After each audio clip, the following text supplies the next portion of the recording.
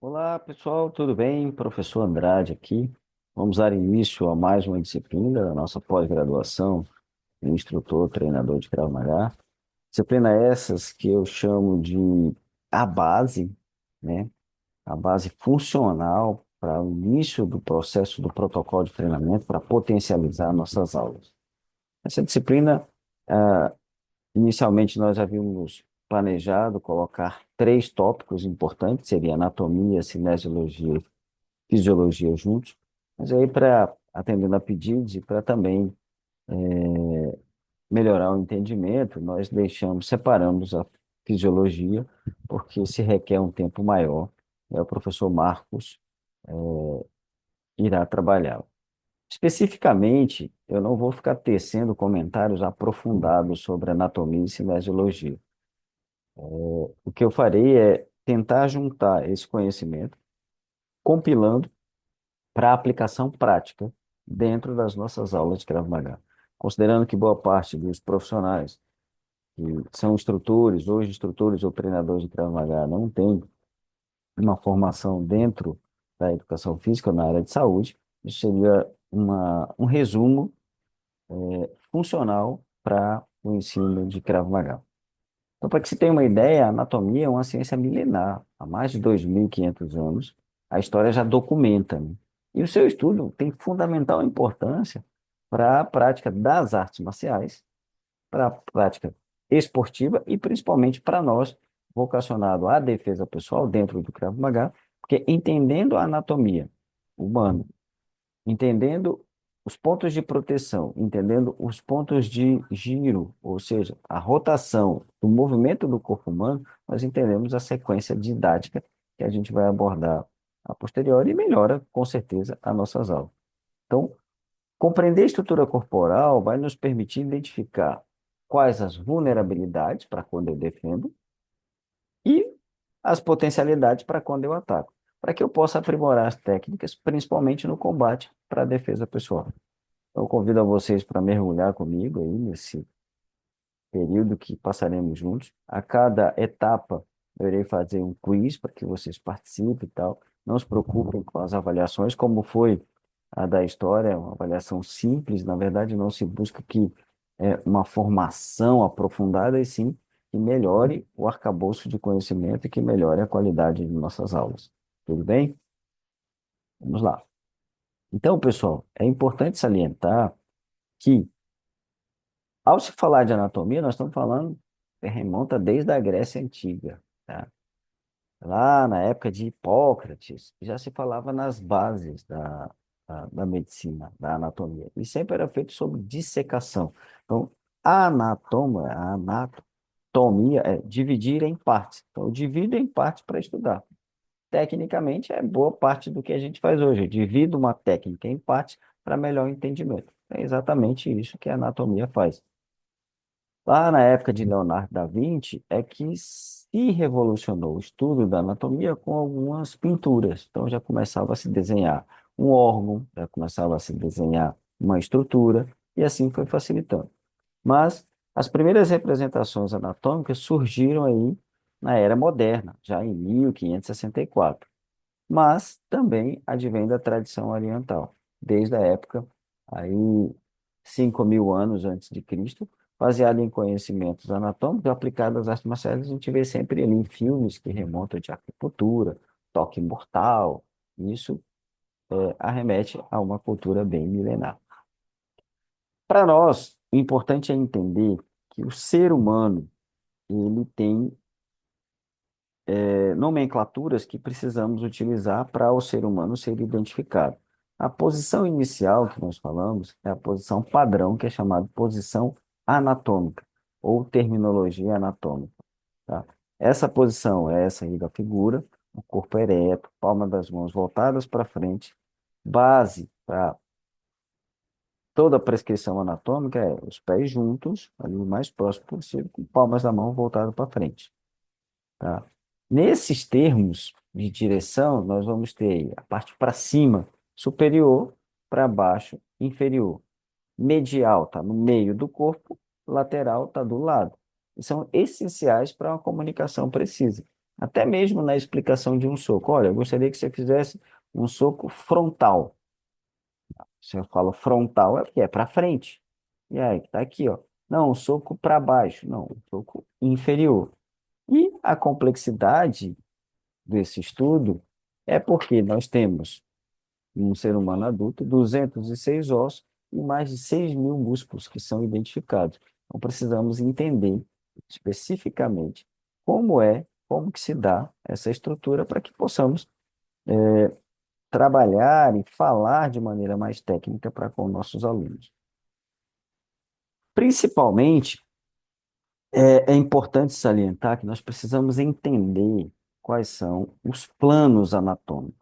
E aí, quando eu falo de plano anatômico, né, eu preciso entender que momento esse plano anatômico ele é, em que visão ou encaixe eu devo fazer. Exemplo, o plano sagital. Vamos pegar aqui o osso bem no meio, o osso parietal, nós vamos falar isso mais à frente. Eu vou dividir o corpo em metade para vocês, né? Esquerda, metade direita. Então, ó, metade esquerda, metade direita. Então, bem no meio. Isso divide o corpo em direita e esquerda e é muito importante, na verdade, é essencial para os movimentos de rotação do corpo. Então, se eu giro para a direita, eu faço uma rotação para a direita. Se eu giro para a esquerda, uma rotação para a esquerda. Tudo bem? Plano frontal divide o corpo em anterior e posterior. Então, de novo, eu pego aqui, divido no meio, tem a parte da frente, chamamos interior, essa que vocês estão vendo, e o que você não está vendo nas minhas costas seria o plano posterior. É fundamental para o equilíbrio. Isso mantém o meu equilíbrio, para eu entender em que planos eu vou trabalhar. E o plano transverso corta o nosso corpo em parte superior para cima e inferior. Está mais ou menos aqui na altura da cintura pélvica. Isso é importantíssimo como base para golpes rotação ou golpes rotativos. Soco, eu vou girar, então giro em que sentido? Plano sagital, frontal ou transversal? No plano transversal. Tudo bem? Sigamos. E aí, pessoal, para ficar claro aqui eu fiz uma divisão, ó, do plano sagital. Corta bem ao meio, de cima para baixo, e divide o corpo em direita e esquerda. É essencial para os movimentos de rotação. Né? Corta ao meio, bem no meio, aqui no osso, meio, direita, para vocês aqui à esquerda, né? Aqui direita. Então, direita e esquerda. Ok? Ah, professor, que importância tem isso? Dentro da explicação do Krav Maga, por exemplo, no slosh, perdão, slosh meiot em meiot, ou seja, defesa em 360 graus. Eu não faço a defesa cruzando a linha central do meu corpo, ou seja, eu não saio da minha direita e cruzo para a minha esquerda. As defesas só param ao meio. Então, isso quer dizer o quê? E no plano sagital, eu defendo interiormente ou exteriormente. Então, defesa interior, defesa exterior. Por que disso? Para que eu não feche o campo de visão e nem aponte o lado morto. Ah, professor, mas isso tem ligação lá com o refino técnico, porque quando o aluno cruza as mãos, boa parte, algumas entidades, aí você percebe movimentos cruzando as mãos, ele perde a capacidade de reação. Ah, tudo isso é porque nós entendemos que o corpo dividido esquerda-direita faz essencial para os movimentos de rotação. Sendo assim, eu não posso impedir o meu corpo de fazer o movimento de rotação. Tudo bem? Sigamos. E aí, plano frontal. Então, mesma altura, corta ao meio, só que aí eu vejo o corpo de frente, parte anterior, e a parte de trás, que eu chamo de posterior. Parte de frente anterior, parte de trás posterior. Professor, que importância tem isso? É fundamental para o equilíbrio. O ser humano precisa se equilibrar. Tá, quando eu falo em equilíbrio, então, eu posso inclinar demais na hora de aplicar um soco? Não, porque eu posso desequilibrar, ainda mais sob estresse. Eu posso esquivar muito, jogar muito atrás? Não, porque dependendo da angulação, eu posso cair ou não posso ter força para retornar. Então, tudo isso é definido pelo plano frontal. Essa é a importância. E, por fim, o plano transversal. Existem outras divisões? Sim, pessoal, plano transversal, sagital e frontal são os principais, que é o que nos interessa. Mais do que isso, é aprofundamento cinesiológico e anatômico. Não há essa necessidade nesse momento aqui para nós. Então, no plano transversal, corta a nossa cintura pélvica. O corpo é dividido em inferior e superior. Tá? Abaixo da linha da cintura, inferior. Acima, superior. E eles são muito importantes entender esse plano, porque são base dos golpes de rotação, ou golpes rotativos. Tá? Como eu giro para um lado e para o outro, esquerda e direita, eu estou no transversal e estou no plano sagital. Mas, se eu inclino para frente ou para trás, é importante entender que o plano transversal ele tem um limitador.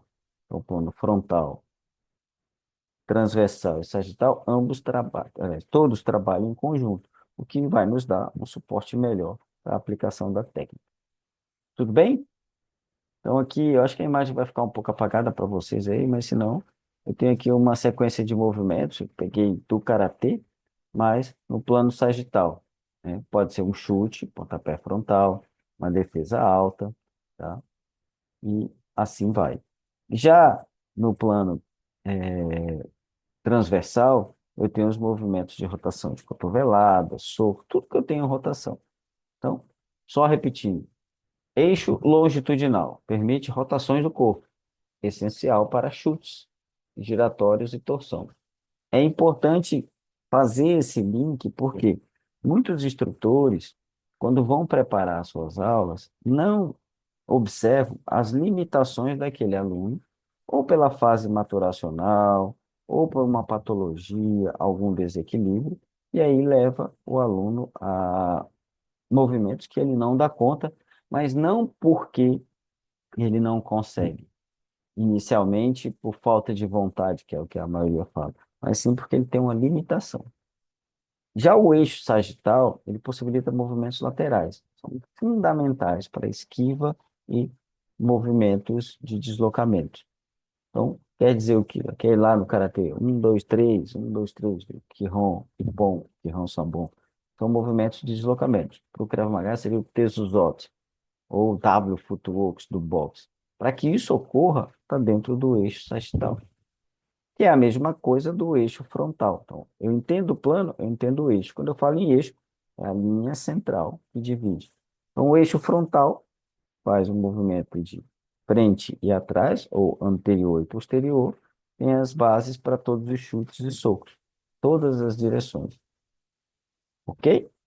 Só que o nosso corpo é tão complexo, a nossa estrutura esquelética perdão, o nosso sistema, estrutura esquelética, mas o nosso sistema ósseo, esquelético e o nosso sistema locomotor e muscular é tão complexo que ele permite combinações. E aí ele combina movimentos em todos os eixos. E aí depende muito da segunda parte, que vão ser os ossos, as articulações e o sistema muscular. O sistema ósseo e o sistema muscular. Tudo bem? Vamos lá. Outro ponto importante é entender as estruturas anatômicas e os pontos vitais para que a gente possa trabalhá-las ao longo de todo as nossas aulas. Então, ponto de vista funcional. O corpo humano possui 37 pontos vitais reconhecidos nas artes marciais, principalmente nas artes marciais tradicionais. Então, esses pontos correspondem principalmente a nervos, junções musculares, que são as dobradiças, ou seja, articulações, e órgãos sensíveis, órgãos vulneráveis, órgãos vitais. O nome já diz, órgãos vitais. E é muito importante conhecer, porque tanto para você atacar quanto para protegê-lo, vai ser muito eficiente e é a base de todas as lutas e artes marciais. Então, é por isso que essa disciplina, aqui nessa aula, como ponto introdutório, é importante. Então, eu não posso ver só do ponto de vista anatômico, mas eu tenho que ver do ponto de vista movimento cinesiológico, como eu tenho que ver do ponto de vista funcional. Exemplo, adianta eu ficar batendo, desperdiçando energia na caixa torácica de um homem de 100 quilos, o peitoral desenvolvido, parte frontal aqui, sendo que eu sou bem menor, então eu vou desprender energia, vou causar o mínimo de efeito, eu vou virar alvo. Então, essa é a essência. Então, no estudo do Krav Maga, como ciência para a defesa pessoal, nós temos que entender a importância de cada etapa para que possamos ter uma aula mais direcionada a isso. Tudo bem? E aí, para que disso, professor? Como eu falei, como aula introdutória, eu entender isso. Primeiro ponto, as aplicações práticas nas lutas, especialmente aqui no Krav Maga. Eu preciso gerar potência máxima. Uma rotação correta do quadril vai aumentar o meu impacto em até 900%. Professor, eu estou falando de 900%, que é potência, massa, peso do corpo, vezes a aceleração. Eu fazendo isso de maneira combinada, conjunta, eu aumento, né, a minha potência em até 900%. Então, se eu quero imprimir 1 quilo de potência em determinado soco, eu fazendo essa técnica de maneira correta, eu vou aumentar 900%. Então, eu posso chegar a 900 quilos. É um absurdo. Não, isso é ciência, isso é física, isso é mecânica. Quando é do corpo humano, bio, de biológico, mecânico, biomecânica. Ou cinesiologia, que é a ciência que estuda. Outro ponto importante são os vetores de força. Adianta eu ficar forçando um arm lock, braço de 90, se eu posso fazer uma mudança de direção. Então, o alinhamento anatômico, o conhecimento anatômico, pode otimizar a transferência de energia. Eu posso usar bem menos força. Então, isso é a importância dessa disciplina para nós. A análise do oponente. Então, o que é a análise do oponente? Não só toda aquela parte que nós teremos também de programação neurolinguística, linguagem corporal, gerenciamento de risco, crise, mas identificar os pontos vulneráveis daquele oponente, baseado no conhecimento anatômico. Exemplo, o cara tem um nariz mais pontiagudo, protuberante. É um ponto vital, que é o osso nasal, nós vamos ver isso, que eu posso buscar acertar. Ah, ele não tem isso. Ah, tudo bem. Mas ele tem aqui o palmo de Adão, a traqueia, como o povo fala, mas não é esse gogó aqui, grande, também eu posso buscar. Então, anatomicamente, eu conhecendo, eu posso melhorar a minha aula. E nem eu já vi algumas explicações, a pessoa fala, mas deu uma cotovelada, mas o osso, como é que chama esse osso aqui? Essa cavidade que forma o osso do cotovelo. Chama olécrano. Entender isso até é tema de propaganda. Tá lá, nossas aulas, o olécrano. Então, pega-se um ponto e se observa. Especialista, instrutor especialista, ele tem que saber isso.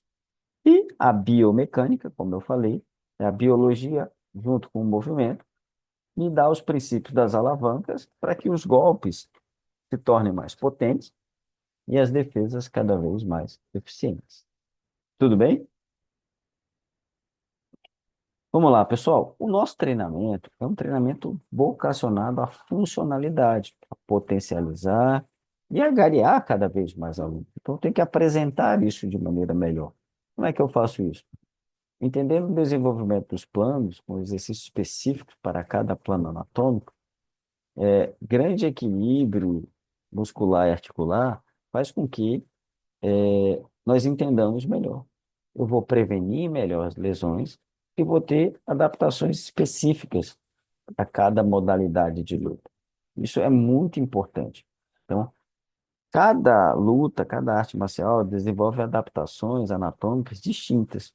E muita gente combina achando que o Krav Maga é a mesma coisa do que o judô, que é a mesma coisa do karatê, que é a mesma coisa do boxe, do wrestling.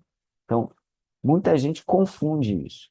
Nós temos características específicas que devam ser muito bem definidas e detalhadas. E aí eu consigo, acima de tudo, prevenir lesões quando eu conheço bem essa parte anatômica, porque eu não vou forçar tanto aquela articulação, eu não vou forçar tanto aquilo. São princípios do treinamento físico, que é outra disciplina que a gente vai ver.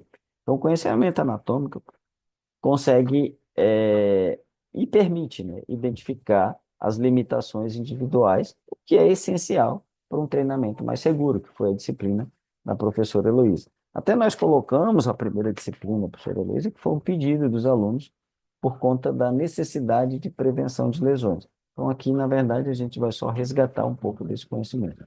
E, por fim, você é capaz de criar um conteúdo ou um treinamento mais integrado, com os métodos que combinam planos e eixos e prepara o corpo para um movimento mais complexo para o combate. Não fica aquela coisa empírica, faz assim porque eu acho. Porque o jab, uma growth small, uma growth a mim, jab direto, tem que ser assim porque no boxe é assim. Tá, no boxe é assim, mas nós ensinamos Krav Maga. Ele é diferente, né? Esse método é diferente. Segue princípios da modalidade A, B ou C? Sem dúvida, mas é diferente. Quem acha que é igual está totalmente equivocado. Tudo bem? Então, esses são os principais, vamos dizer, essa é a grande importância, de movimentos e de etapas que devemos seguir dentro do ensino de anatomia e cinesiologia. Tudo bem? Encontro vocês na próxima aula. Forte abraço.